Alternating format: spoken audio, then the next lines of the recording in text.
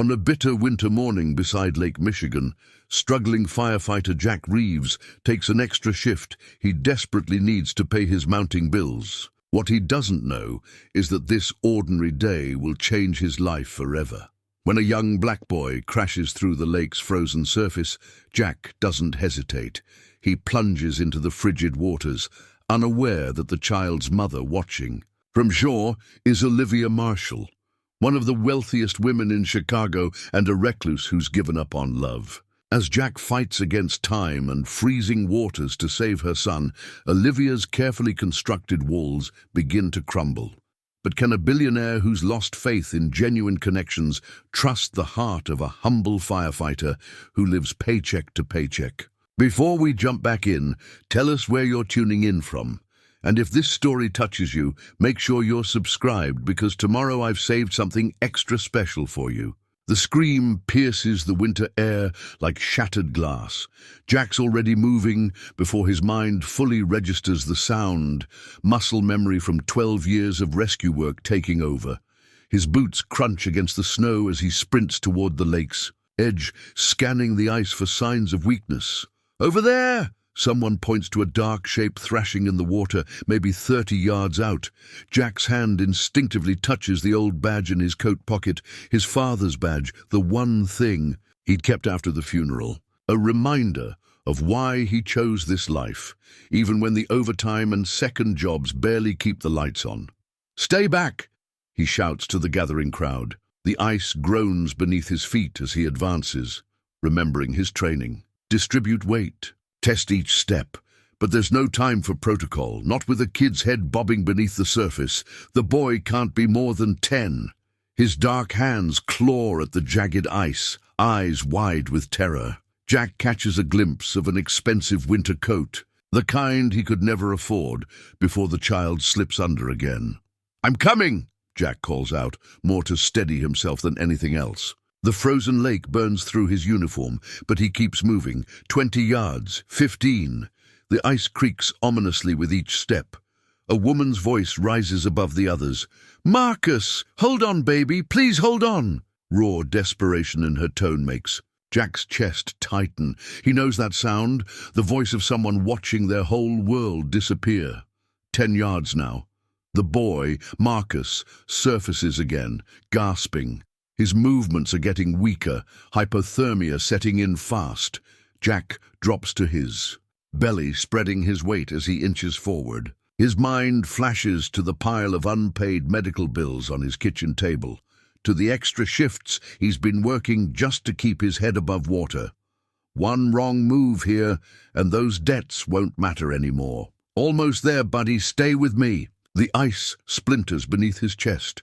Warning cracks spider out in all directions. Jack pauses, calculating. Standard procedure says wait for backup. But the boy's eyes are starting to glaze over, his struggles becoming eerily slow. "No choice," Jack mutters and pushes forward. The ice gives way with a sound like breaking glass. The cold hits him like a physical blow, driving the air from his lungs. Everything in his body screams to retreat, to get out of the killing cold. Instead, he pushes deeper. His hands find Marcus's coat gripped tight. The boy's practically dead weight now, but still conscious enough to weakly grab Jack's arm. Training kicks in again, one arm supporting the child, the other reaching for the ice edge, but the frozen surface keeps breaking away, offering no purchase. Jack's legs are going numb, can't feel his feet anymore. Bad sign. His father's voice echoes in his memory. "Sometimes you've got to trust your gut over the rulebook, son." With the last of his strength, Jack heaves Marcus up onto a solid section of ice, then kicks hard, propelling himself toward a different section of the surface. The ice holds this time. Somehow he manages to drag himself out, his uniform already freezing solid in the bitter wind. Marcus isn't moving. Jack crawls to the boy, checking vitals. Pulse thread, breathing shallow. "Stay with me, kid," he whispers, gathering the small body in his arms. The shore seems impossibly far away, but he forces himself up, each step agony on his frozen legs. Through his blurring vision, he sees a woman running toward them. Expensive coat, terror and hope warring on her beautiful face. The boy's mother, he realizes. She reaches for Marcus with trembling hands, and Jack carefully transfers him into her arms. He needs medical attention, Jack manages through chattering. Teeth. Ambulance, should be... The world tilts sideways. Someone catches him before he hits the ground. Voices fade in and out. Hero. Freezing. Get them both to... The last thing Jack sees before consciousness slips away is the woman's face. Tears freezing on her cheeks as she holds her son. Something about her eyes catches at him, even through the encroaching darkness, like she's seeing him, really seeing him, in a way no one has in a very long time. Then the cold takes him and everything fades to black. The steady beep of a heart monitor pulls Jack back to consciousness. His body feels like one massive bruise, but at least he's warm. Too warm, actually. He tries to kick off the blankets and immediately regrets the movement. Easy there, hero. A nurse appears at his bedside, adjusting something on his IV. You've got quite a few people wanting to thank you, but first we need to make sure you're stable.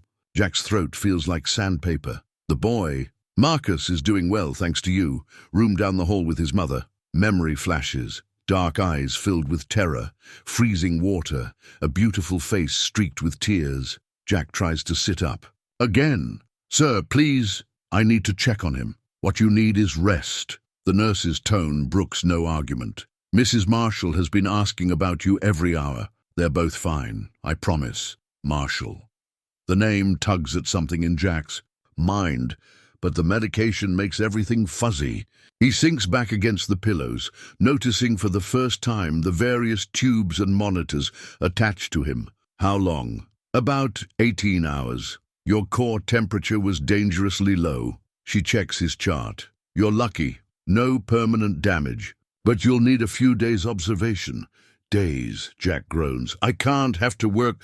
The department's been notified. Everything's taken care of. But it's not. Every hour in this bed is another bill he can't pay. The nurse must see something in his expression because her face softens. Get some rest. Doctor will be by soon. She's barely out the door when Jack hears voices in the hallway. One of them belongs to a child. But Mom, I want to see him. Marcus, honey, he needs to recover. Please, just for a minute. A pause, then a gentle knock. Jack manages to prop himself up as the door opens. Marcus peers around the frame, looking remarkably healthy for someone who nearly drowned yesterday. His mother stands behind him, one protective hand on his shoulder. In the harsh hospital lighting, Jack finally gets a clear look at her. She's stunning, but it's more than that. There's a gravity to her presence, a careful composure that speaks of boardrooms and charity galas. Her clothes probably cost more than his monthly rent. Hi, Marcus says shyly. I made you this. He holds out a slightly crumpled piece of paper. Marcus, his mother starts, but Jack waves away her concern.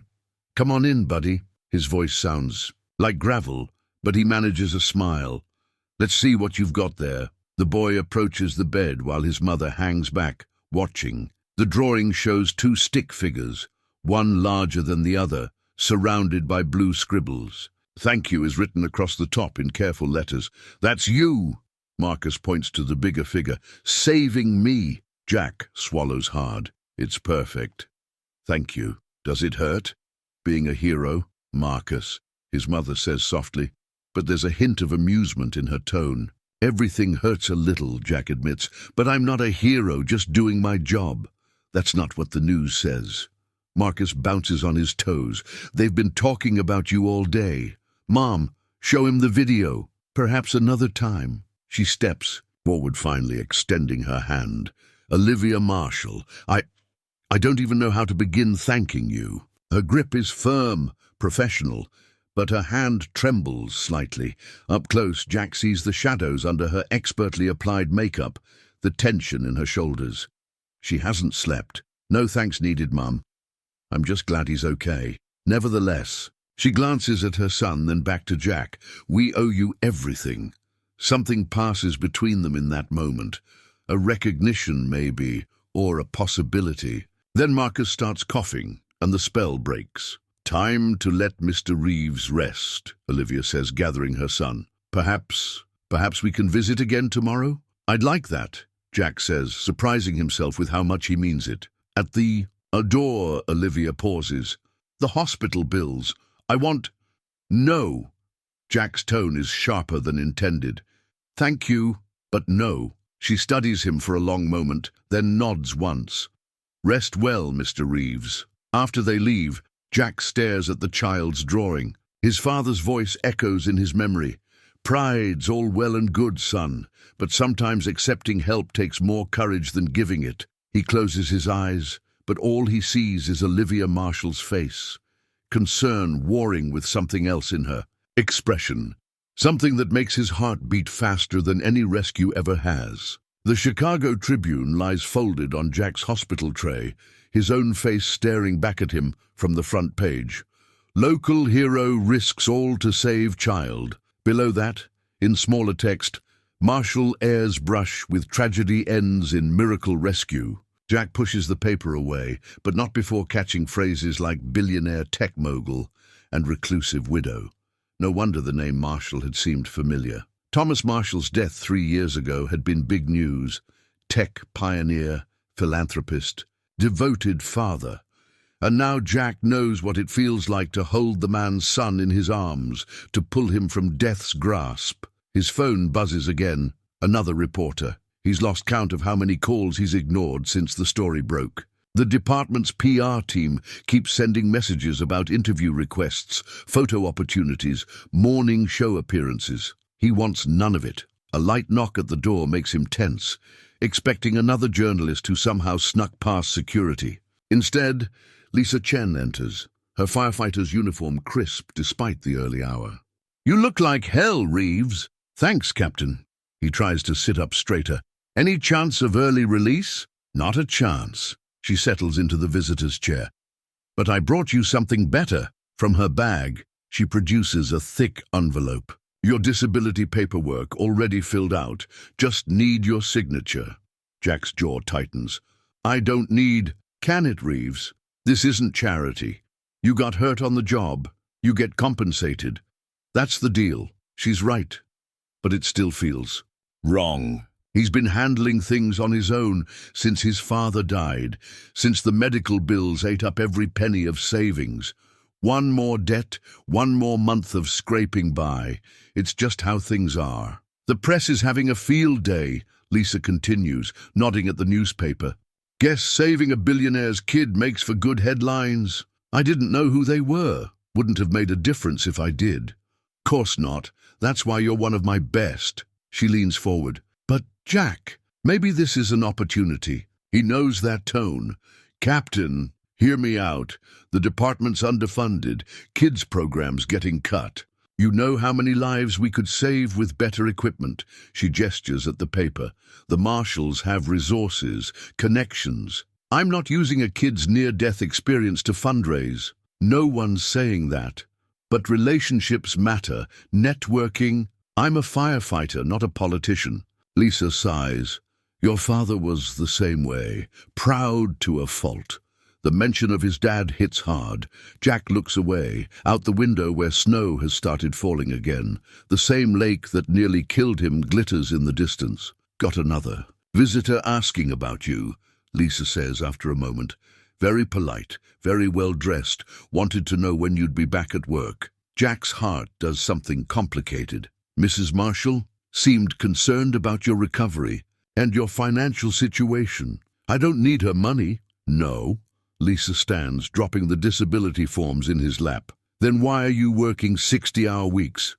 Why's your truck been sitting in the shop for a month? Because you can't afford repairs." "Because pride doesn't pay bills," he thinks but doesn't say. "Just think about it," Lisa says softer. "Being strong doesn't always mean standing alone." After she leaves, Jack finds himself staring at the newspaper photo again. The article mentions Olivia Marshall's tech innovation work, her charitable foundation, her intensely private nature since her husband's death. The woman he'd met yesterday didn't seem like some untouchable billionaire.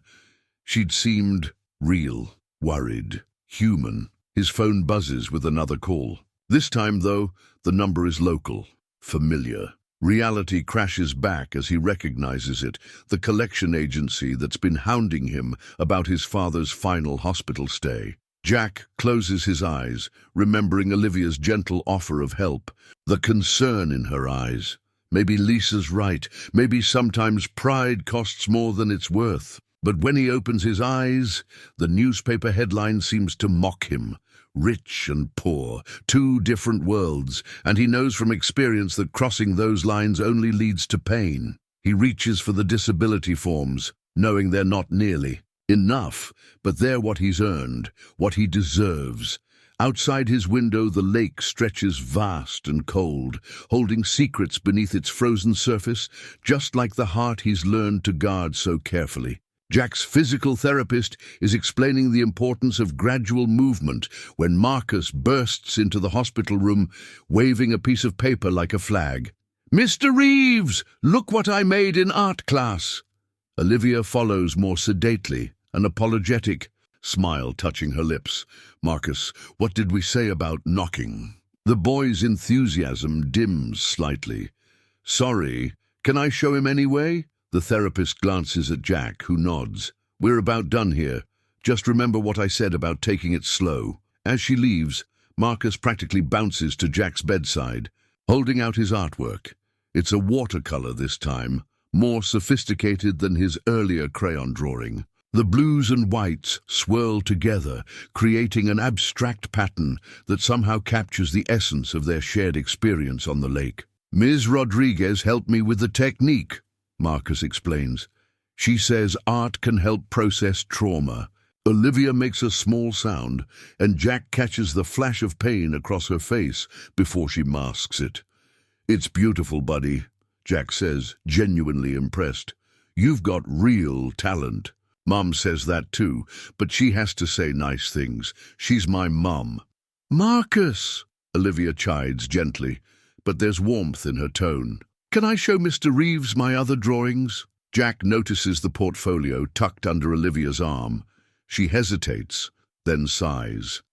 If Mr. Reeves is feeling up to it. "Please." Marcus turns hopeful eyes to Jack. "I brought all my best ones. How can anyone say no to that face? I'd love to see them." Marcus claims the chair beside the bed, while Olivia perches gracefully on the room's small sofa. The boy starts pulling out drawings, explaining each one with the particular enthusiasm of a child sharing their passion. "This one's our house, and here's my dog Max, and this is Mom's lab where she makes the special computers." Jack finds himself genuinely engaged, asking questions about each piece. Marcus's artwork shows a unique perspective, part childlike wonder, part keen observation. Through his drawings, Jack glimpses their world. A modernist mansion with a state-of-the-art laboratory, a private school with art classes and science fairs, weekend trips to museums and galleries. He's acutely aware of Olivia watching them, her expression softening as Marcus grows more animated. When the boy describes a recent field trip to the fire station, Jack shares stories from his own training days, carefully edited for young ears. "Did you always want to be a firefighter?" Marcus asks. "Pretty much. My dad was one too." Was. Marcus's perceptiveness shows in the gentle way he asks. "He passed away a few years ago, like my dad." Marcus's voice gets quiet. "Do you miss him a lot?" "Marcus," Olivia starts, but Jack catches her eye and shakes his head slightly. "Every day," he tells Marcus honestly. "But you know what helps? Remembering the good times and trying to make him proud. That's what Mom says too." Marcus pulls out another drawing, this one showing a man with a kind smile. "I drew this from a photo. Mom says it looks just like him." Olivia's breath catches. Jack sees her hands clench in her lap, but her voice remains steady. "It does, sweetheart. Very much." The moment feels sacred somehow, this shared understanding of loss. Jack wants to reach out, to offer comfort, but the distance between their worlds seems too vast to bridge. Marcus, unaware of the emotional undertow, continues showing his artwork. His next drawing makes both adults lean forward in surprise. It shows three figures, A woman, a man, and a child, holding hands by what's clearly meant to be Lake Michigan. "That's us," Marcus announces proudly. "Well, not now, but maybe someday. When Mr. Reeves comes to visit." The silence that follows feels electric. Jack risks a glance at Olivia and finds her already looking at him, something vulnerable in her expression before she carefully reconstructs her composure. "Honey," she says gently, "Mr. Reeves will be very busy once he's recovered, but he could come for dinner, just once." Marcus clutches the drawing. "Please, Mom." Jack sees Olivia's internal struggle play across her face, pride warring with something else, something that makes her meet his eyes again, this time with a hint of challenge. "Perhaps," she says carefully, "if Mr. Reeves is interested." The invitation hangs in the air between them, weighted with possibility and complication. Jack knows he should decline politely, maintain the professional distance that makes sense. Instead, he finds himself saying, "I'd like that." Marcus's face lights up, and even Olivia's careful mask slips enough to show a genuine smile. For a moment, the walls between their worlds don't seem quite so insurmountable. Then a nurse appears to check Jack's vitals, and reality reasserts itself. But Marcus's drawing remains on the bedside table, a bridge built in watercolors and hope. The old photograph sits on Olivia's desk, edges worn from years of handling. Thomas smiles at the camera, one arm around a younger Marcus, the other holding up their latest prototype. It was taken the day they'd secured their first major contract, the beginning of everything. "Mrs. Marshall," her assistant's voice breaks through the memory. "The board is waiting." Olivia slips the photo into her drawer, straightens her blazer, and heads to the conference room. The familiar faces around the table watch her with varying degrees of concern and curiosity. The media coverage of Marcus's accident has stirred up questions about company leadership, about her ability to balance motherhood with running a tech empire. "The Q1 projections," she begins, but her phone buzzes. A text from Marcus. "Can we visit Mr. Reeves today?" Her heart does something complicated. It's been 3 days since the art show in Jack's hospital room. 3 days of Marcus talking about nothing else. 3 days of her trying not to think about the way Jack's eyes crinkled when he smiled, or how gentle his voice was when discussing loss with her son. "Mrs. Marshall?" She refocuses on the meeting, pushing thoughts of a certain firefighter aside. She's been down this road before, letting someone in, only to watch them change once they realized what being with Olivia Marshall really meant. After Thomas died, there had been Richard, a charming non-profit director. He'd seemed genuine until she caught him pitching their love story to the press. Then Michael, an artist who'd claimed to understand her need for privacy. He'd lasted until he realized her wealth made him feel emasculated. The meeting drones on. Budget reports, market analysis. Her mind drifts to Jack's firm refusal of help with medical bills, the pride in his bearing, despite his circumstances. Different from the others, whispers a treacherous voice in her head. Later, in her private office, she finds herself Googling him, John Jack Reeves Jr., 12 years with Chicago Fire Department, numerous commendations. His father, also a firefighter, died of cancer 3 years ago. The medical bills had forced the younger Reeves to sell their family home. A knock interrupts her research. Lisa, her head of security, enters with a file. "Background check you requested on Reeves." Olivia accepts it, feeling slightly guilty. "Anything concerning?" The opposite. Man's practically a saint, works with at-risk youth, volunteers at his dad's old VA center, picks up extra shifts to cover for colleagues with kids. Lisa pauses. He's also drowning in debt from his father's medical bills. "I offered to help. He refused." Like father, like son. John Sr. was the same way. Proud man, by all accounts. Lisa's expression softens. "Not everyone who shows interest in you has an agenda, Olivia. Experience suggests otherwise. Maybe. But experience also taught you to trust your instincts about people. What are they telling you about this one?" Olivia opens her desk drawer, looks at the photo of Thomas. He'd always told her not to let fear of being hurt stop her from being happy. Your walls keep out the bad, he'd said, but they keep out the good too. Her phone buzzes again. Another text from Marcus. Please, Mom. He's getting out tomorrow. She thinks of Jack's face when he looked at Marcus's drawings, the lack of calculation in his eyes, the way he'd treated her son like a person, not a stepping stone to her world. Sometimes, Thomas used to say, the biggest risk is never taking one at all. She picks up her phone, starts typing a response to Marcus. Maybe it's time to find out if some walls are worth dismantling after all. Jack stares at the cream-colored envelope in his hands, running his thumb over the embossed lettering. The Marshall Foundation Annual Charity Gala. He's been home from the hospital for less than 24 hours, and already his simple life is getting complicated. Please come, Marcus had asked earlier that day, appearing at Jack's apartment with Olivia and a security detail. The boy clutched a hand-decorated invitation while his mother stood back, elegant even in casual wear. I'm giving a speech about art therapy and bravery, and you're part of the story. Now, sitting in his small living room, Jack studies the official invitation. Black tie required, silent auction, $500 a plate. His entire world fits inside one of the mansion's guest bathrooms, judging by the photos he's seen. His phone rings. Lisa Chen again. Tell me you're going. Captain, the entire department's been invited. Mayor's going to be there. Perfect chance to pitch our youth outreach program. Jack sighs, looking around his apartment. Water stain on the ceiling. Bills spread across the coffee table. A life held together with extra shifts and determination. I don't exactly own a tux. Already handled. Mrs. Marshall's office called. There's a fitting scheduled at Davidson's tomorrow. His pride bristles. I can't accept. It's a uniform, Reeves, for a department function. You want to represent us in that polyester suit from your academy graduation. She has a point, but still. There's more to it than clothes, Captain. Yeah?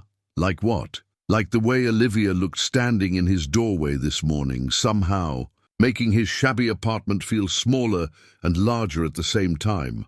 Like how Marcus's eyes lit up, showing him the art therapy pieces he'd been working on. Like the impossible warmth in his chest when Olivia finally relaxed enough to smile, really smile, at her son's enthusiasm. It's complicated. Only if you make it complicated. Lisa's voice softens. Look, I get it. Pride's important. But so is knowing when to let people in.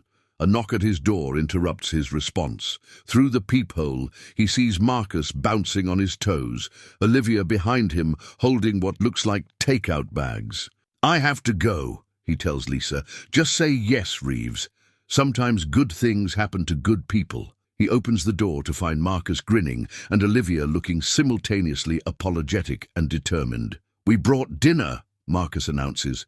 Mom says it's not good to be alone your first night home from the hospital. I hope we're not intruding, Olivia adds. But Marcus was worried about your recovery, and I thought... She holds up the bags. Italian? Unless you're not feeling up to company. She's wearing jeans. Somehow this detail strikes him hardest.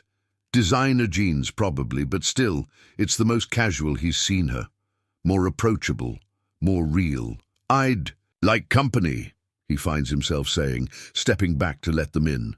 Marcus immediately starts exploring, while Olivia takes in the space. Jack sees it through her eyes. The worn furniture, the firefighter memorabilia, the photos of him and his dad. But there's no judgment in her expression, just curiosity. Marcus, wash your hands, she calls, heading to his small kitchen like she belongs there. Jack, plates? The domesticity of the moment catches him off guard. He joins her in the kitchen, reaching past her for dishes. Her perfume, subtle, expensive, makes his head spin slightly. The gala invitation, she says quietly while Marcus is in the bathroom. I know it's a lot to ask. It's not that. I just don't want to feel obligated. Her eyes meet his. You're not, but Marcus would love to have you there. and the department, and could benefit from the exposure. She's given him an out, a professional reason to attend. Part of him wishes she hadn't. I'll think about it. She nods, then starts unpacking the food. The scent of garlic and herbs fills his kitchen, making it feel more like home than it has in years. Mom makes the best garlic bread, Marcus announces, returning. Well, her chef does, but she helped. Olivia's cheeks color slightly. Hardly. I just reheated it. They settle around his small table, and for a moment Jack lets himself imagine this becoming normal. Family dinners, casual conversations, Marcus's artwork on the fridge. Dangerous thoughts. But when Olivia laughs at something Marcus says, the sound warming his kitchen and his heart, Jack realizes he's already made his decision about the gala. Some risks are worth taking. The crystal champagne glass feels foreign in Jack's hand as he watches Chicago's elite mill around the Marshall Foundation's grand ballroom. The tuxedo fits perfectly, too perfectly, a constant reminder of Olivia's generosity. He's been here 20 minutes and already overheard 3 different conversations about yacht maintenance. Holding up okay? Lisa appears beside him in her dress uniform, a knowing smile on her face. Feel like I'm undercover. He tugs at his collar. How many zeros in the average net worth here? Stop counting and start mingling. Half these people could fund our youth program for a decade. She's right, but before Jack can respond, a ripple goes through the crowd. Olivia has arrived with Marcus, and Jack forgets how to breathe. She's wearing midnight blue, the dress catching light like stars on water. Marcus stands proud beside her in his first tuxedo, carefully carrying a portfolio of artwork for his presentation. Their eyes meet across the room. Something electric passes between them before they're swarmed by well-wishers and philanthropists. Go rescue her, Lisa murmurs. She doesn't need rescuing. No, but she might want it. Jack makes his way through the crowd, catching snippets of conversation. Tragic accident. Quite the hero. Such a touching story. Marcus spots him first. Mr. Reeves. He breaks away from his mother's side, clutching his portfolio.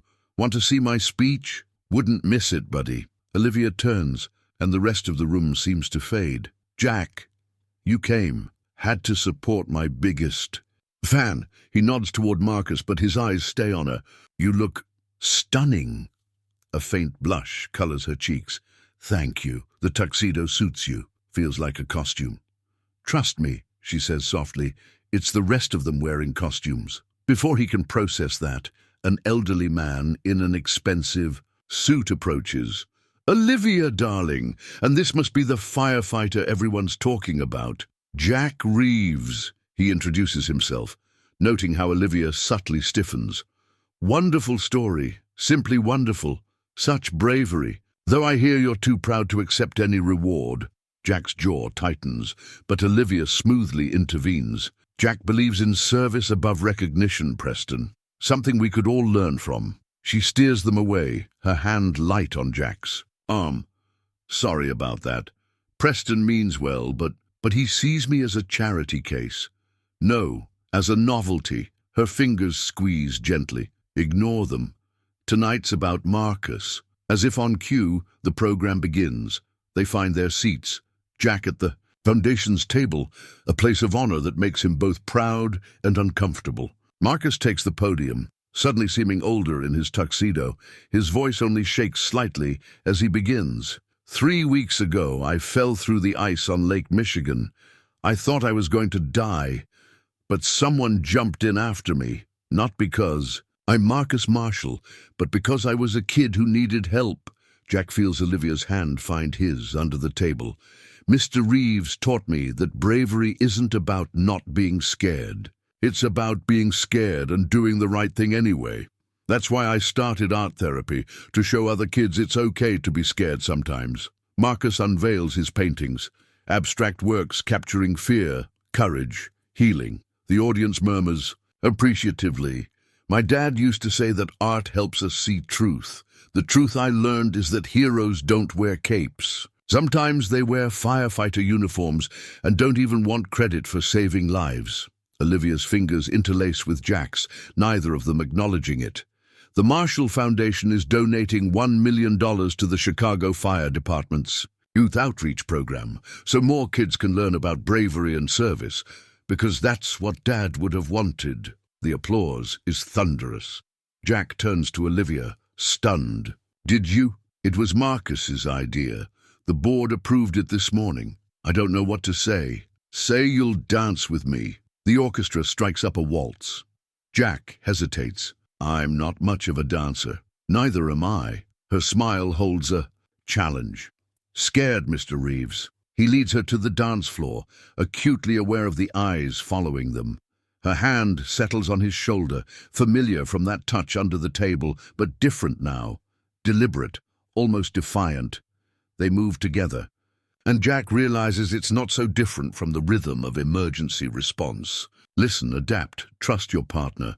Everyone's staring, he murmurs. Let them. But he feels the tension in her frame. I stopped caring what they think after Thomas died. Their opinions didn't bring him back. Their gossip didn't help Marcus. Heal. And now? She meets his eyes. Now I'm dancing with the man who saved my son. The rest is just noise. The crystal chandeliers catch her dress, casting starlight patterns across her skin. Jack wants to memorize this moment. Her grace, her strength, the way she fits perfectly in his arms, despite every reason they shouldn't work. But as the song ends, reality intrudes. Camera flashes, whispers, the weight of worlds colliding. Olivia, don't. She steps back, mask slipping into place. Not tonight. Tonight we just be. So they dance again and again, pretending. The morning won't come with its complications and consequences. Pretending they're just a man and a woman, moving to the same rhythm, finding their way home. The morning light filters through Jack's kitchen window as he stares at his coffee cup, phone buzzing incessantly. Social media's exploding with pictures from last night. Him and Olivia dancing, Marcus's speech, the donation announcement. The Chicago Tribune's headline reads, Cinderella Story, Billionaire and Firefighter Set Society Abuzz. His captain's already called twice. The department's PR team wants a statement. His fellow firefighters have turned his locker into a meme gallery. Even his landlord left a message, suddenly very concerned about that leak he's been reporting. For months, the coffee's gone cold when a knock interrupts his brooding. He opens the door to find Olivia, looking impossibly put together in casual clothes, holding 2 cups from an expensive coffee shop. I thought you might need this, she says, offering him one. The press is camped outside my house. Sorry about that. Don't be, I'm used to it. She steps inside, taking in his untouched coffee. Though you might not be. He accepts the fresh cup, their fingers brushing. The electricity from last night still lingers. Marcus okay? Thrilled. He thinks we're trending. She attempts a smile that doesn't quite reach her eyes. His art teacher says he's never been more motivated. They settle on his couch, the morning sun painting shadows between them. Jack notices she's sitting exactly where she sat during their impromptu dinner days ago, but everything feels different now. The donation, he starts, is non-negotiable. The foundation's board approved it unanimously. She meets his eyes. It's not about you, Jack. It's about the kids who need help. He wants to argue, but knows she's right.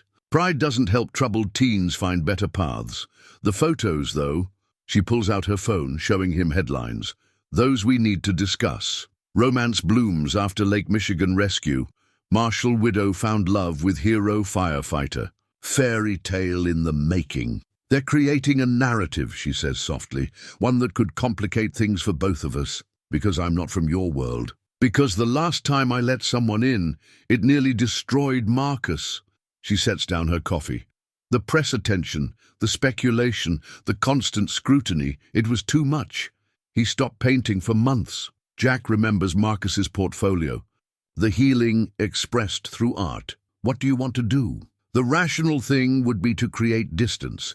Issue a statement about professional gratitude. Let the story die naturally. Rational, he echoes, noting her choice of words. And what about the irrational thing? She looks at him then, really looks at him, and he sees the battle behind her carefully controlled expression. The irrational thing would be to admit that last night was the first time since Thomas died that I felt like myself again, that watching you with Marcus makes me hope for things I'd given up on, that when we danced, she takes a shaky breath, but hoping is dangerous. Jack sets down. His coffee turns to face her fully. I'm a firefighter, Olivia. Danger's part of the job. A ghost of a smile touches her lips. Is that what this is? A job? No. He reaches for her hand, half expecting her to pull away. She doesn't. This is something else. Something worth figuring out. Her fingers tighten around his. The press won't leave us alone. Your life will change. Already has. Some crazy rich woman keeps bringing me expensive coffee. That earns him a real laugh, the sound warming his small apartment. Like it did days ago. Marcus has art therapy in an hour, she says, but doesn't move to leave. He asked if you'd come to dinner again, properly this time, at our house. The invitation hangs between them, weighted with possibility and complication. Jack thinks about the headlines, the stares, the worlds they're trying to bridge. Will your chef make that garlic bread again? Her smile could light up the city. I'll even help reheat it. As she leaves for Marcus's appointment, Jack looks around his apartment. The morning sun catches a crystal champagne glass from the gala forgotten on his counter. It's out of place here, like him at the fancy party, but maybe that's the point. Sometimes the most beautiful things come from unlikely combinations. His phone buzzes with another news alert, but for once, he doesn't care about the headlines. He's too busy planning what to wear to dinner. The Marshall mansion's kitchen is bigger than Jack's entire apartment, but somehow Olivia makes it feel cozy. She's perched on a bar stool, watching Marcus spread his science project materials across the marble island, while Jack helps organize the chaos. So it's about different types of ice? Jack examines the diagram Marcus has drawn. Ice formation patterns and safety variables, Marcus explains, suddenly sounding older than his years. Like, what makes some ice stronger than others? What are the warning signs? I thought. He glances at his mother. I thought maybe it could help other kids stay safe. Olivia's hand tightens around her coffee mug, but her voice remains steady. Mr. Chen at the science department said it was an excellent topic. And you're sure you don't mind helping? Marcus asks Jack. Mom says you're probably busy with work. I'm exactly where I want to be, buddy. Jack meets Olivia's eyes over Marcus's head. The smile she gives him makes his heart skip. Could we maybe go to the fire station? Marcus is practically bouncing. For research, Mum could come too. Jack considers the cluttered toy-strewn locker room, the ancient coffee maker, the decades of working-class reality. It's not exactly, we'd love to, Olivia interrupts.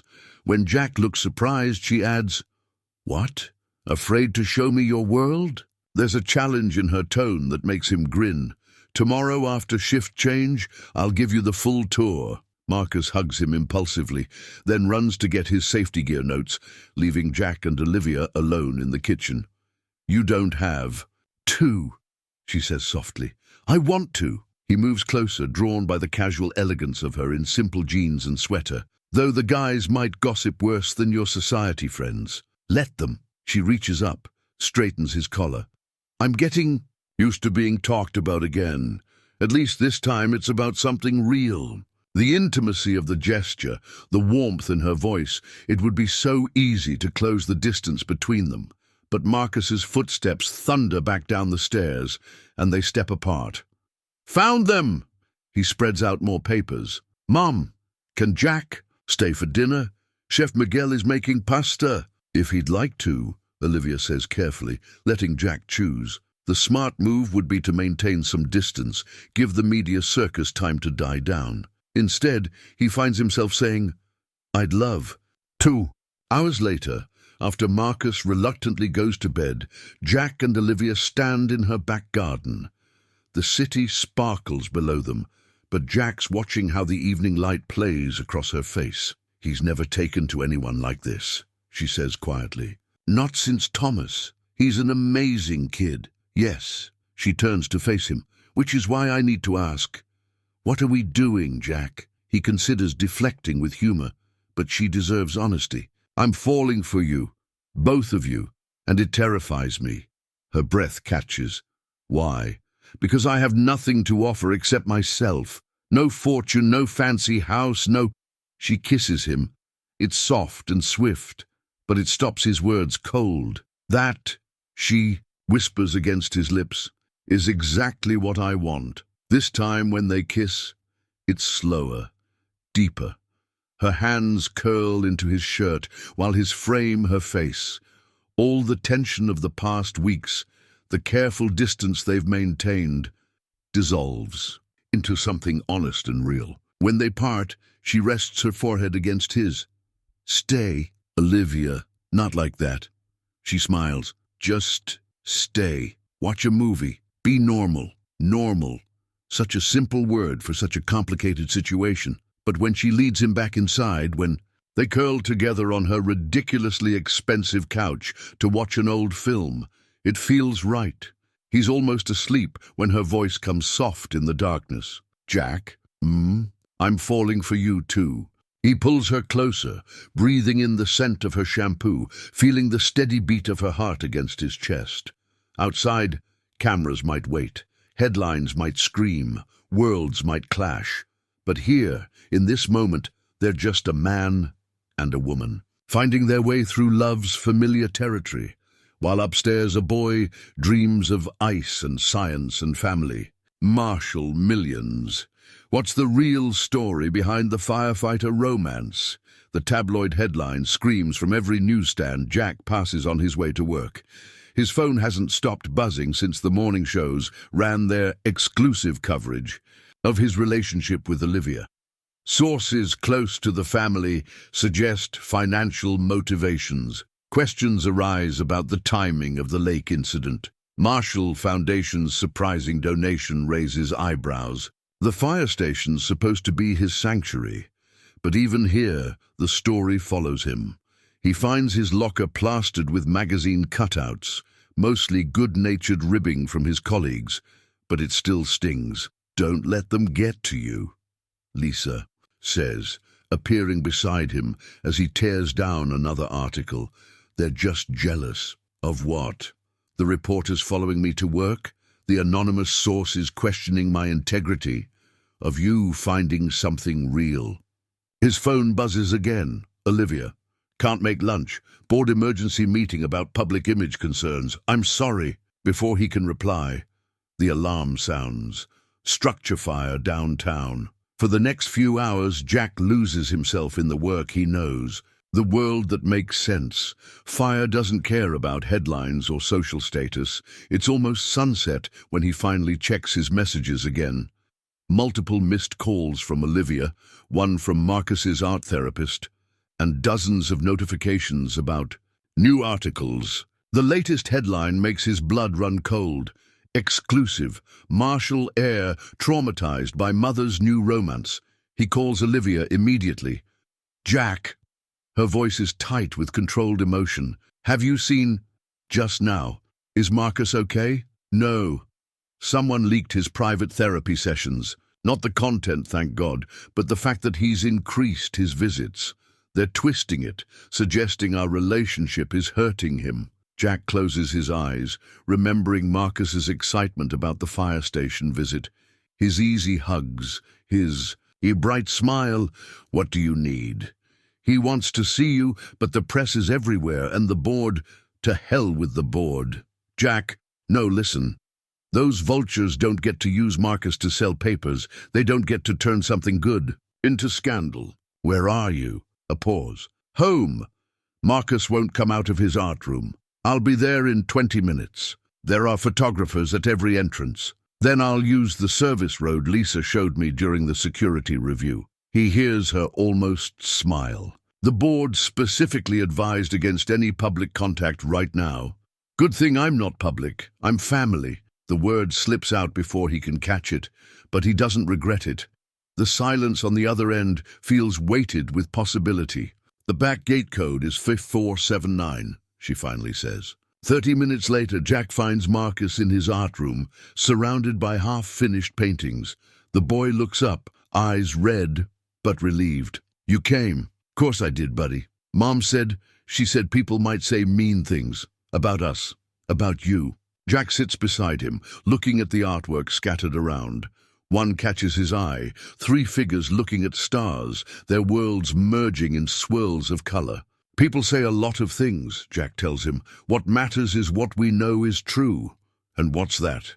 That I care about you and your mom, that we're figuring this out together, that no headline changes how real this is.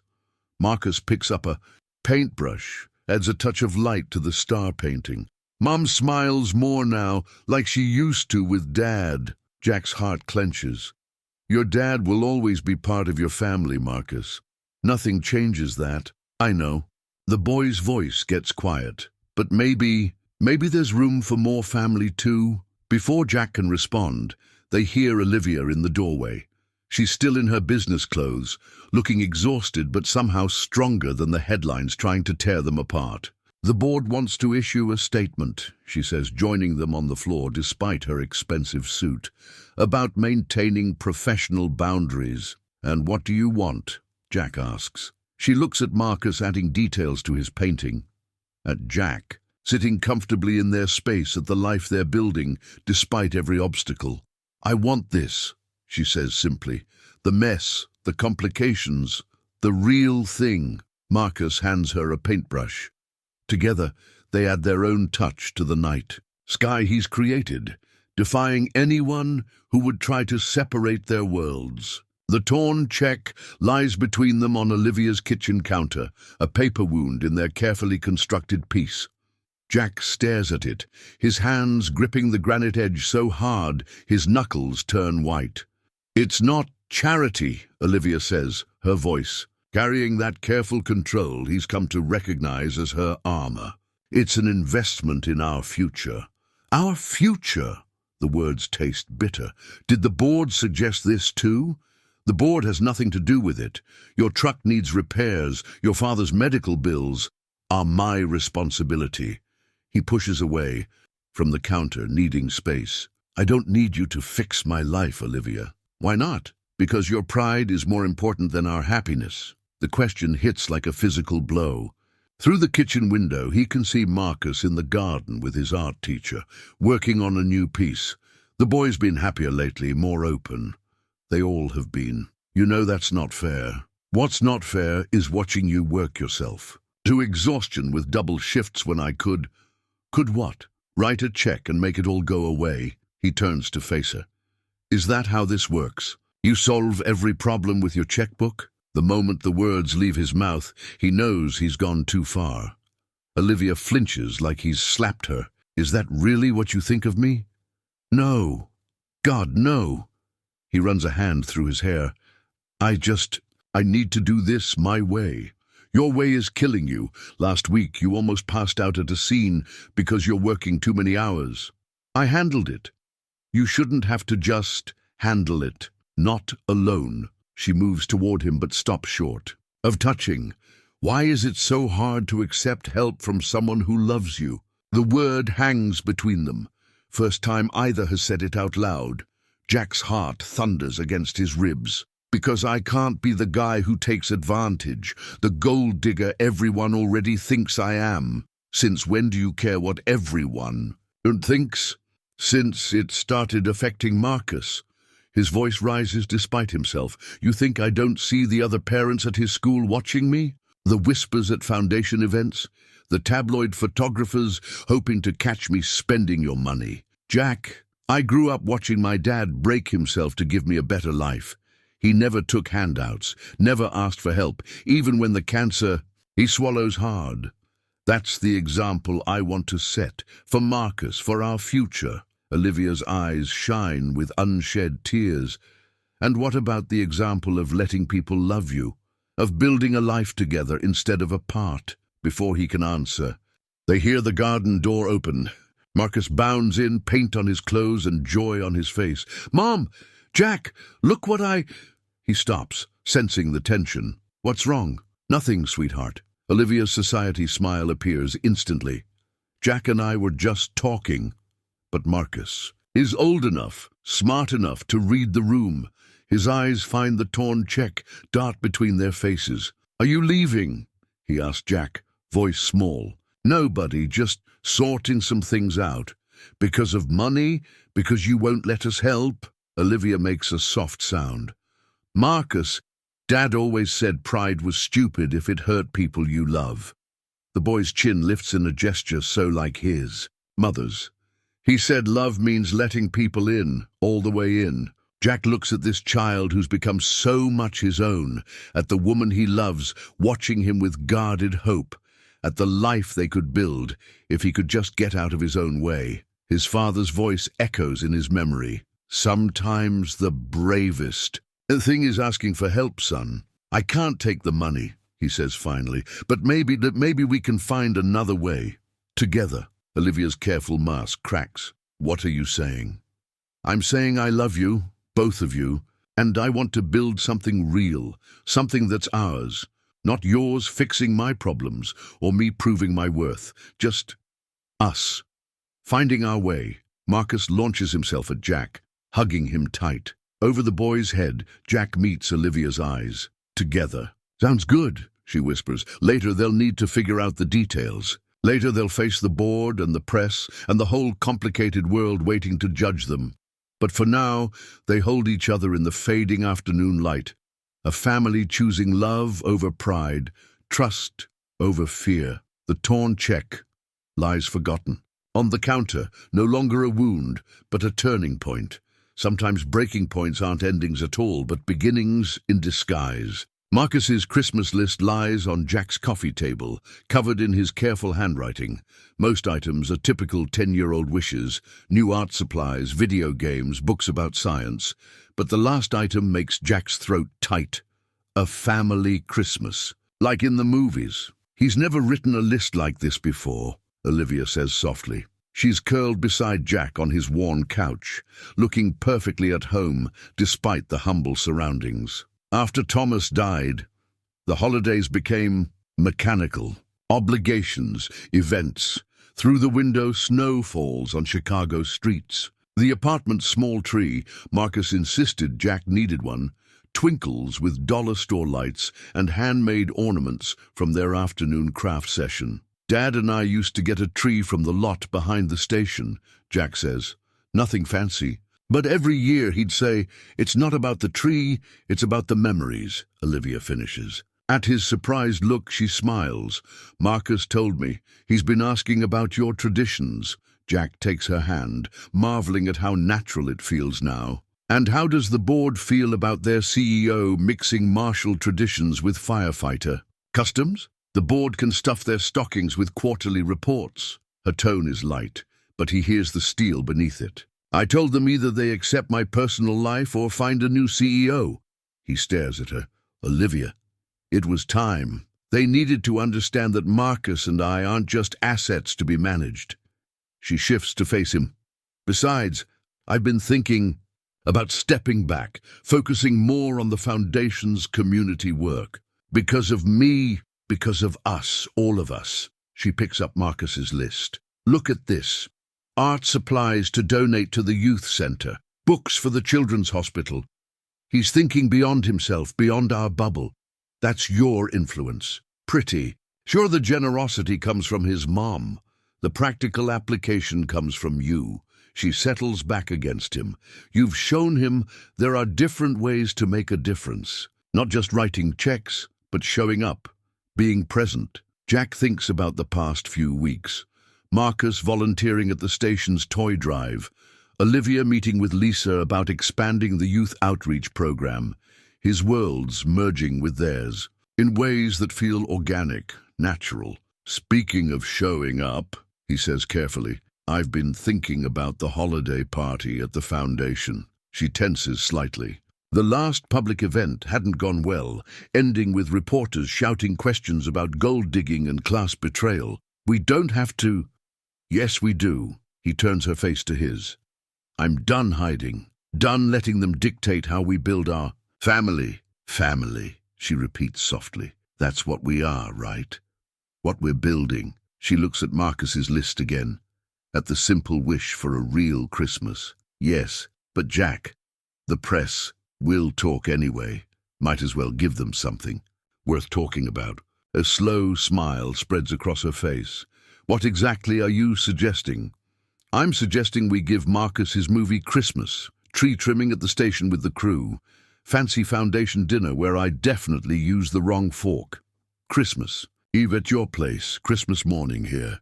Show him that family isn't about one tradition or one world, it's about building something new together. Tears shine in her eyes. You've thought about this. I have.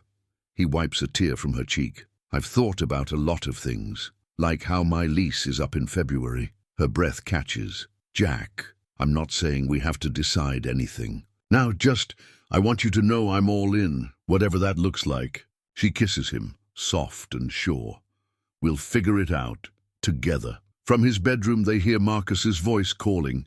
He's been organizing Jack's closet, insisting his dad's old ornaments need proper storage. Speaking of together, Olivia says, rising, we should probably make sure our son isn't alphabetizing your entire wardrobe. Our son. The words warm Jack's heart as he follows her. In his room, Marcus has indeed created an organizational system that would impress a military quartermaster. Dad's ornaments are special, he explains earnestly. They need to be protected. Jack and Olivia exchange glances, recognition passing between them. This child, healing through love and art and careful cataloguing of precious things. This family. They're building, step by careful step. Yes, Jack says, pulling them both close. Yes, they do. Ice skates dangle from Marcus's hand as they approach Lake Michigan's shore. The city has created a safe skating area, thoroughly tested and monitored, but Olivia's grip on Jack's arm tightens with each step. We don't have to do this, he murmurs. Yes, we do. She watches Marcus move ahead, his therapist's words about facing fears echoing in her mind. He needs to see the lake as more than the place he almost died. The morning sun glints off the ice, transforming last night's snowfall into diamonds. Other families are already skating, their laughter carrying on the crisp air.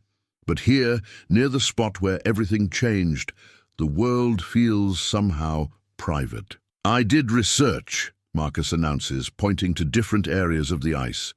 This part's thickest because of the wind patterns. And they test it every morning. He looks up at Jack. Like you taught me in the science project. Jack squeezes Olivia's hand.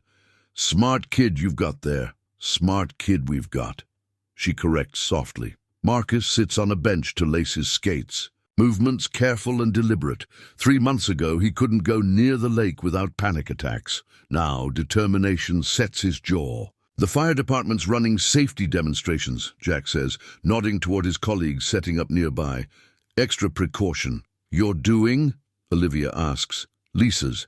Said if we're going public with this whole family skating thing might as well make it a teaching moment. Family skating. The press release had gone out yesterday, their first official acknowledgement of their relationship. No more hiding, no more carefully worded statements about professional gratitude. Just truth. Two people who found love in an unexpected moment, building something real. Ready, Marcus calls, standing wobbly on his skates. Jack kneels to check the laces. Looking good, buddy.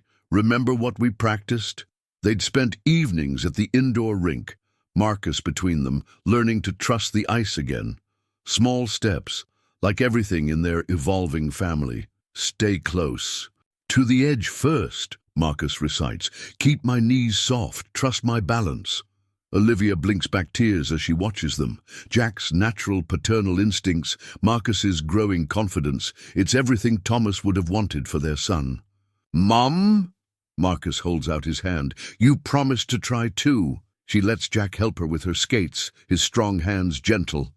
When she stands, they support her from both sides. The Marshall family on ice, Jack teases. Should I alert the media? They're probably already watching. But for once, Olivia doesn't scan the shore for cameras. Let them look. Let them see what healing looks like. They step onto the ice together. Marcus wobbles, but doesn't fall, his grip on their hands firm, but not fearful. Jack guides them in slow circles, building confidence. "Look," Marcus says after a few minutes. "I'm doing it!" He releases their hands, gliding forward on his own. Olivia's heart leaps to her throat, but Jack's arm around her waist keeps her. "Steady. He's okay," Jack murmurs. "We're all okay." They watch their son navigate the ice with growing assurance. Other children join him, and soon he's teaching them the safety rules he learned, natural leader emerging through his own recovery. "Thomas would be proud," Jack says softly. Olivia turns in his arms, nearly losing her balance. He catches her, like he always does. "Thank you," she whispers. "For what?" "For saving him, for loving him, for—" She gestures at the lake, the ice, the life they're building. "For helping us find joy here again." He kisses her, there on the ice where their story began. No photographers catch the moment. No headlines will announce it. It's just theirs. A quiet victory over fear. A family finding its balance. "Jack!" "Mom!" Marcus calls. "Watch this!" They turn to see him execute a wobbly but successful spin, face glowing with triumph. Other parents applaud. Jack's firefighter colleagues give thumbs up from their safety demonstration. "Guess we're really doing this," Jack says. "The whole public family thing." Olivia watches Marcus bow dramatically to his impromptu audience. "Having second thoughts? About the publicity? Every day." He pulls her closer. "About you and Marcus? Never." The winter sun rises higher, making the lake shimmer. Soon they'll have to leave. Foundation meetings, shift changes, school pickup, their complicated lives weaving together into something stronger than fear, deeper than circumstance. But for now, they skate in slowly widening circles, marking their own path across the ice that once tried to separate them. The old family photo album makes both sides of the room fall silent. Marcus proudly opens it on the Marshall mansion's coffee table, oblivious to the tension between Jack's firefighter family and Olivia's society relatives. "Look," he says, pointing to a faded photograph. "This is Jack's dad at Marcus's age, and this is my dad at his first science fair. They both won first place. Aunt Eleanor," Olivia's maternal touchstone of old money propriety, peers through her, lorgnette with barely concealed disdain. Meanwhile, Jack's Uncle Mike, a 30-year veteran of Chicago fire, shifts uncomfortably in his designer chair. But Marcus continues, flipping pages with the determination of a child on a mission. "And here's Mom and Jack at the lake, and here's all of us at the station's Christmas party, and look, Jack's crew gave me my own helmet." Olivia, watching from the doorway, feels Jack's hand slip into hers. "Breathing," he whispers. "Barely." She surveys the unlikely gathering. Her board members' families mingling with Jack's fellow firefighters, Marcus's art teacher chatting with the foundation's directors. "Whose idea was this again?" "Pretty sure it was your son who insisted everyone needed to be together for his art show debut." "Our son," she corrects automatically, earning a smile that still makes her heart skip. Marcus has arranged his latest pieces along the mansion's grand hallway, a gallery showing that traces their journey from that day on the ice to now. The centerpiece, unveiled earlier, shows 3 sets of footprints in snow, large boots, elegant heels, and small sneakers, walking together. "Mrs. Marshall," Eleanor's voice carries across the room. "Perhaps now would be a good time to show everyone the ballroom renovations?" But before Olivia can respond, Uncle Mike stands up.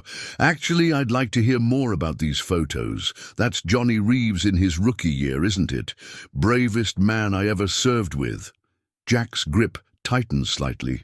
His father's memory, still raw after 3 years, fills the space between heartbeats. Marcus beams. "Jack says he was a hero, like my dad was with computers. Different kinds of saving people." Something shifts in the room. Eleanor's lorgnette lowers. The board members lean forward. Hero is a language they all understand, regardless of tax brackets. "Thomas always said true innovation was about helping others," Olivia finds herself saying. "He would have loved the youth program Jack's developing at the station." The one using art therapy? Uncle Mike asks, surprising everyone. At their looks, he shrugs. What? I read the Foundation newsletter. Laughter breaks the remaining tension. Marcus takes advantage of the moment to drag both families closer to his artwork, explaining each piece with the passionate detail only a child can muster. This one shows the lake, but not scary anymore. And this is the station where Jack works, but with Mom's laboratory colors. And this, he unveils a final piece, previously hidden. This is my favorite. The painting shows a Christmas tree, but look closer and it tells their whole story. Ornaments shaped like firefighter helmets nest beside delicate crystal snowflakes.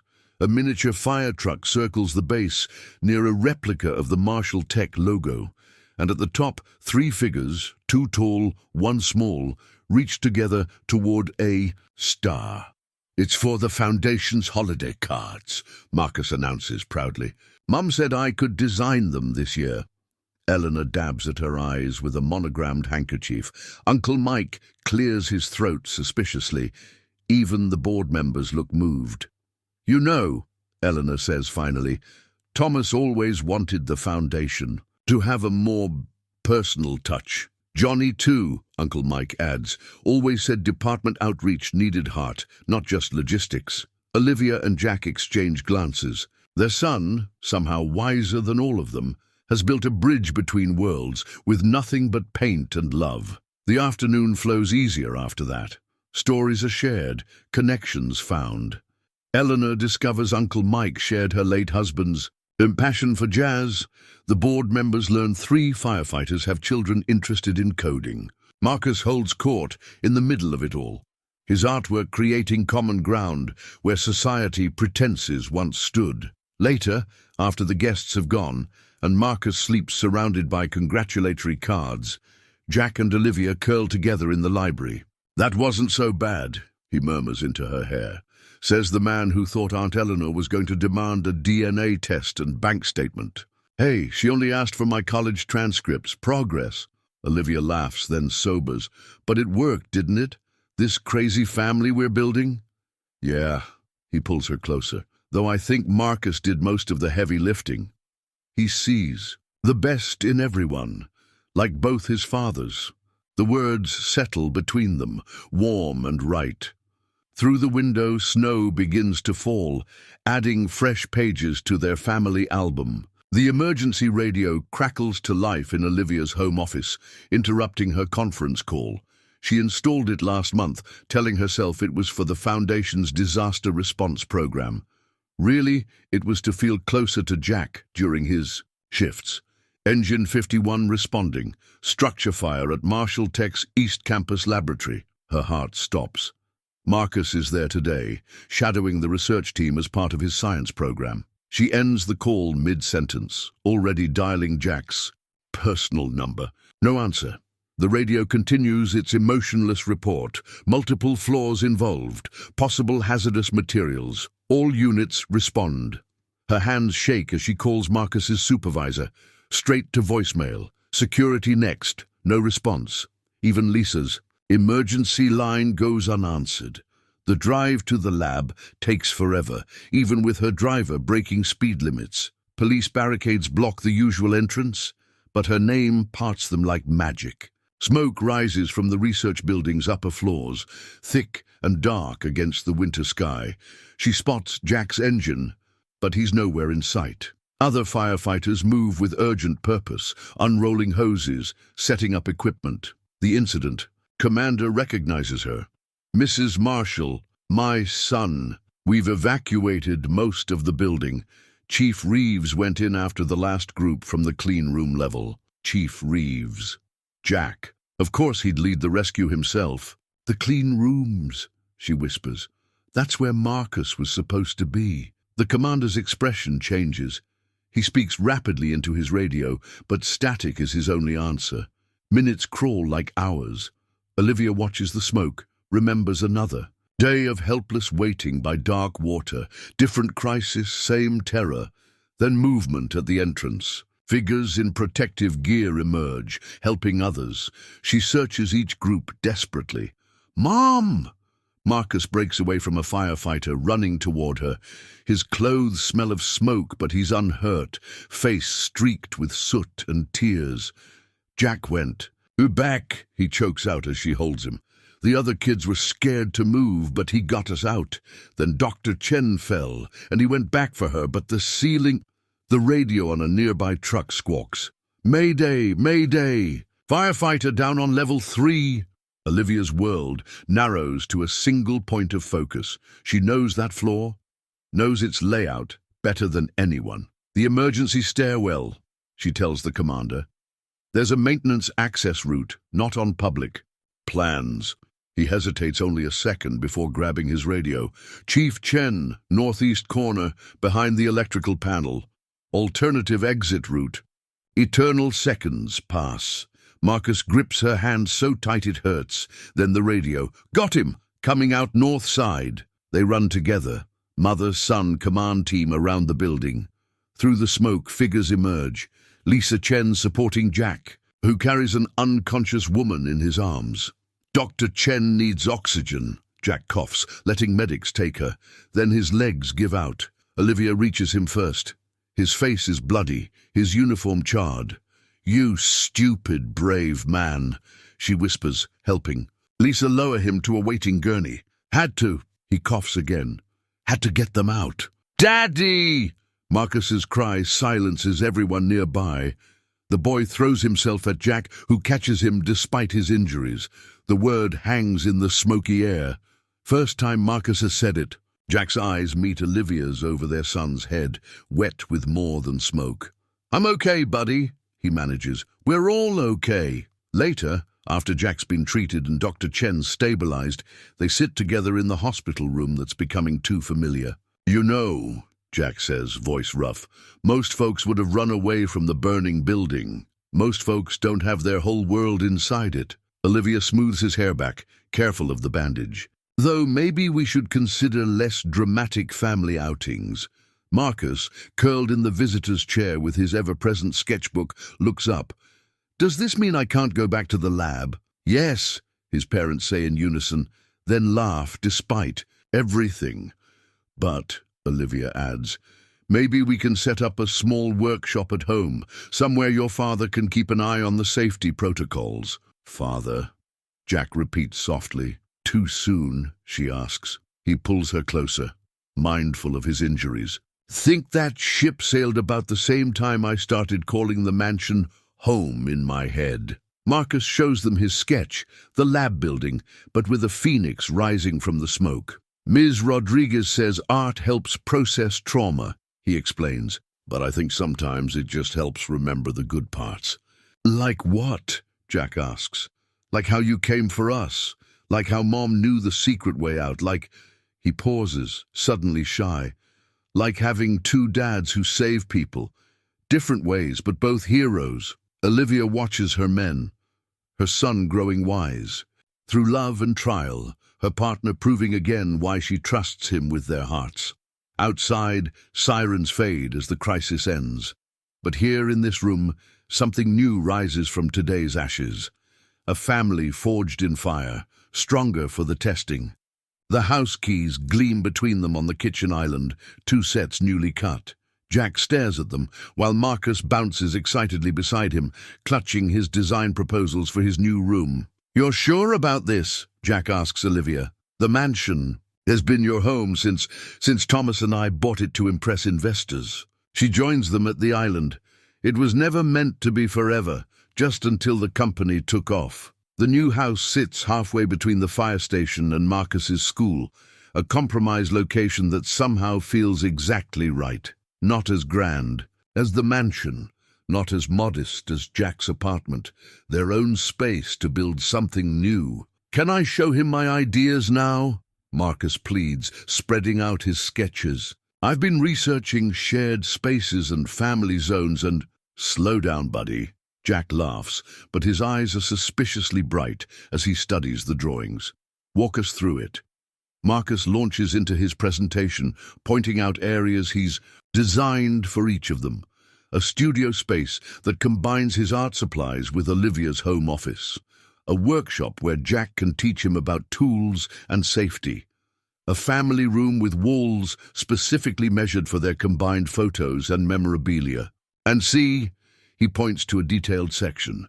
A special shelf for both my dad's things, Dad's old lab notebooks next to Jack's dad's firefighter helmet. Olivia wraps her arms around Jack from behind, feeling him take a shaky breath. Pretty thorough.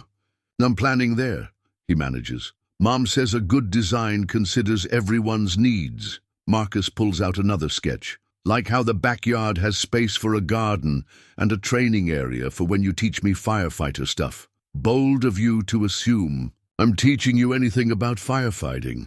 Mom already said I could take the junior safety course next summer.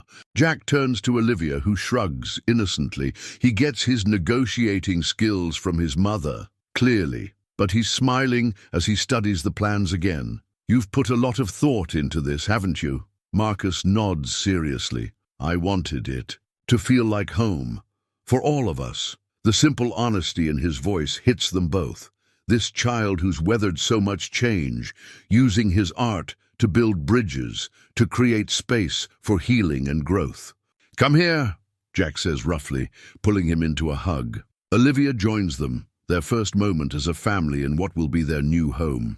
Later, after Marcus goes to bed, they sit on the mansion's back patio one last time. The city lights sparkle below, but Jack's watching Olivia. Having second thoughts, she asks. About moving in together? No, he takes her hand. About whether I'm ready to be the father he deserves. Every day. You already are. She squeezes his fingers. You have been since the moment you jumped into that lake. It's different now, official. The adoption papers, the new house, all of it. Scared? Terrified. He brings her hand to his lips, but the good kind of terrified. Like falling in. Love with a billionaire. She laughs softly. Says the man who refused to let me pay his medical bills. I was an idiot. You were protecting your heart. She turns to face him. But that's what family means. Letting people in, letting them help, letting them love you. Above them, a light flicks on in Marcus's room. They watch his shadow move across the window as he inevitably reaches for his sketchbook. Always one. More idea to capture. He's going to fill the new house with art, Jack says. Good. Olivia leans into him. Every family needs its own story. And what's ours? She pretends to consider. Stubborn firefighter saves wealthy widow's son, refuses. Her money steals her heart instead? Pretty sure you stole mine first. He pulls her closer. The moment you stood in my apartment doorway with takeout and hope. They sit together in comfortable silence, watching their son's light eventually go out. Tomorrow, they'll start packing, sorting through 3 lives' worth of memories to combine into one home. It won't be simple. Nothing about their journey has been, but as Jack fingers the new house keys in his pocket, he knows it's right. This family they've built from crisis and courage, from trust and second chances. This love that defied class. Lines and headlines and their own fears. Hey, he says suddenly, remember what Marcus said about the lake that day? About not being scared anymore? Olivia nods against his shoulder. That's us too, isn't it? Not scared anymore. She tilts her face up to his. No more running from happiness? No more running, he agrees, and kisses her under the stars that will soon shine on their new home. The Lake Michigan sunset painting hangs in their family room, Marcus's gift for their first anniversary. The piece captures last winter's rescue from memory. Dark water, desperate hope, and the moment that changed everything. But he's painted it in warm colors, transforming crisis into destiny. Still can't believe it's been a year, Jack says, adjusting his tie in the hallway mirror. The Foundation's annual gala starts in an hour, and this time he's not just a guest, he's co-chair of the new Emergency Services Initiative. Having second thoughts about the speech, Olivia appears behind him, resplendent in ice blue evening wear. Her fingers automatically fix his tie, a gesture so domestic it makes his heart swell. Nah, Marcus helped me practice. Very tough audience. I heard that. Their son's voice carries from upstairs, where he's presumably still debating which. Bow tie best suits a junior arts program director. The past year has transformed them all. Jack splits his time between the fire department and the foundation's youth outreach. Olivia stepped back from CEO duties to focus on community programs, though she still chairs the board. And Marcus, their brilliant, sensitive boy, has blossomed into a leader among his peers, combining his father's technical legacy with his new dad's commitment to service. "Ready?" Marcus thunders down the stairs, wearing the bow tie Jack's father wore to his academy graduation. "We're unveiling the new youth center designs tonight. The center represents everything they've built together. Art therapy spaces, emergency services training, technology education. A place where kids from all backgrounds can find their paths, their strengths, their heroes. Just waiting on you, Mr. Director," Jack teases. Marcus grins, then grows serious. "Hey, can we stop by the lake first? I want to show you something." His parents exchange glances. The lake holds no fear for them now. They've reclaimed it through family skating days, summer picnics, quiet walks along its shore. Still, they recognize the weight in their son's voice. "Of course," Olivia says. "The drive is short." Their new house sits close enough to see the water through winter-bare trees. Marcus leads them to the spot, now marked with one of the safety signs from Jack's education program. "I finished it yesterday," Marcus says, pulling out his phone. "For the center's opening video." He plays a time-lapse animation, the lake through seasons, danger transformed to beauty, crisis becoming community. His artistic style has matured, but the heart behind it remains pure. "This place gave me two fathers," his voice narrates. "One who taught me about creating, one who taught me about saving. Both who taught me about love." Jack pulls him close, throat tight. Olivia wraps her arms around them both. "Think they'll like it?" Marcus asks. "The donors?" "They'll love it," Olivia assures him, "because it's true." They stand together watching real waves mirror Marcus's art.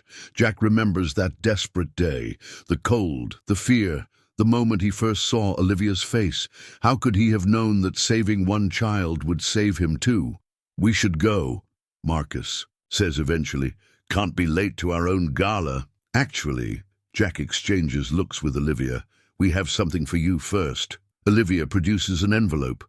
Official letterhead, formal seals. Marcus opens it carefully, reads with growing wonder. "Really?" His voice cracks. "It's done. As of this morning," Jack confirms. "Officially official." Marcus throws himself at Jack, the adoption papers crushed between them. "Dad," he whispers, then turns to include Olivia. "Mom." They hold each other, family in name now as well as heart. Above them the first stars appear, the same stars that witnessed their beginning. The gala can wait a few more minutes. Later, after Marcus wows the donors with his presentation, and Jack manages not to embarrass himself during his speech, they stand together on the ballroom balcony. The same place they first danced, first defied society's expectations, first chose love over convention. "Happy anniversary," Olivia murmurs, leaning into Jack's embrace. Inside, Marcus discusses art therapy techniques with the mayor, their son, blazing his own trail between their worlds. Jack watches him with pride that borders on pain. "Think Thomas would approve?" he asks quietly. "Of all this?" Olivia touches the locket she always wears, Thomas's photo on one side, their new family portrait on the other. "He wanted us to be happy, to live fully." She turns in Jack's arms. We do, even with the media still watching. The society gossips. "The board members who think you married beneath you?" "Especially then." She kisses him softly. "Because every day we prove that love doesn't care about bank accounts or backgrounds. It cares about jumping into frozen lakes for strangers, about believing in second chances, about building something real from life's unexpected moments." Through the windows, they hear Marcus laugh, that full, free sound that means he's truly happy. Jack pulls Olivia closer. "Best rescue of my life." He murmurs into her hair. But who rescued who?" The answer, they both know, is all of them. each saving the others in different ways, building a family from the pieces of their broken hearts. Inside, Marcus waves them back to the party. Time to celebrate the youth center, their anniversary, the official adoption, all the pieces of their story coming full circle. They go together hand in hand into the future they've chosen. Outside, Lake Michigan reflects the stars, its waters now holding not memory of crisis, but promise of love renewed, of family forged, of hope restored. Some rescues, after all, take a lifetime to complete. The end.